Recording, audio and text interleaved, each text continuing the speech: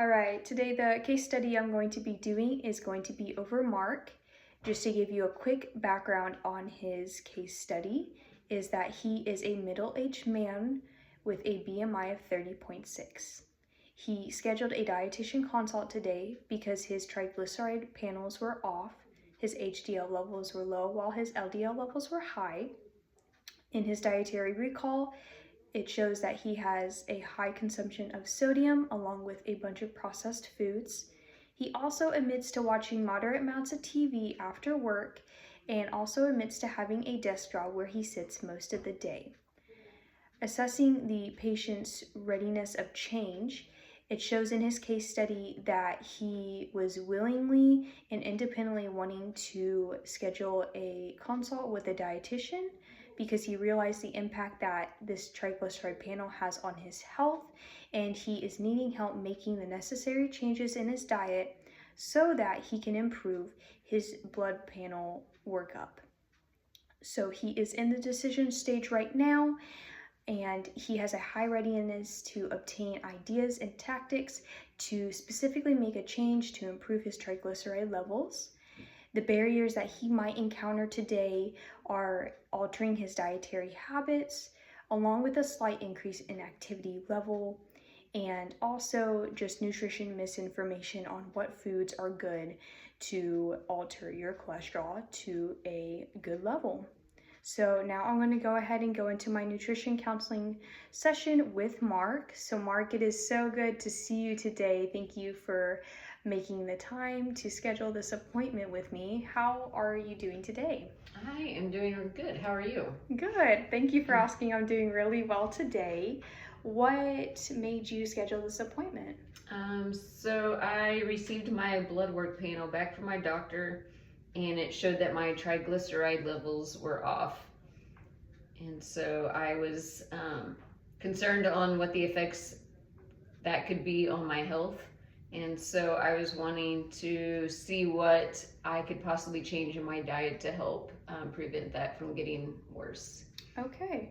So I did see that your primary care physician sent over your blood work panel to me, and I saw that your LDL, so the bad cholesterol, was elevated, and your HDL, your good cholesterol, was decreased. So it's good that you saw that awareness and you know that you need to make a change so that you can improve your cholesterol levels. Is there any prior information that you have as to what makes your cholesterol levels good and what makes them bad?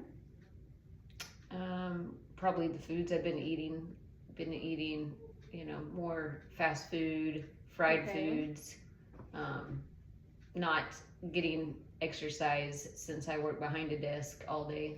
Okay. So it sounds like you don't have that much opportunity to perhaps make exercise a priority, and just the types of food you're eating are leading up to bad triglyceride levels. Correct. Yes. Okay.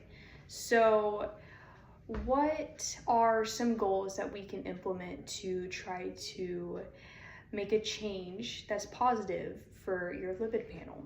Maybe try to switch out some fried foods for, fresh vegetables and fruits. Make small changes that are more achievable. Okay, so try to alter your diet a little bit, but do it in small increments so it's not overwhelming. Correct. Yes. Okay. Yeah. So would you care if I gave you a little bit of advice whenever we're making these goals? No, that would be great. Okay, so I would definitely I'm going to give you some handouts on different types of diets that'll help. So like a Mediterranean or a DASH diet.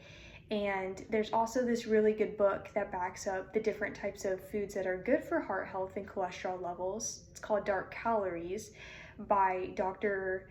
I think it's Shannon. I'll have to recheck and get back to you.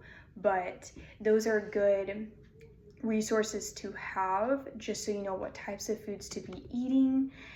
And then just, general information swap, like you said, your processed foods for kind of whole foods, fruits and vegetables, and lean proteins. So I would definitely recommend that whenever you're making your goals. Okay, that would be great.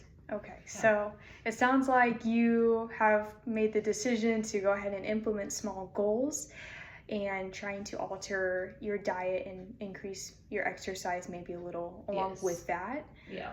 On a scale of 1 to 10, how do you feel about making those changes?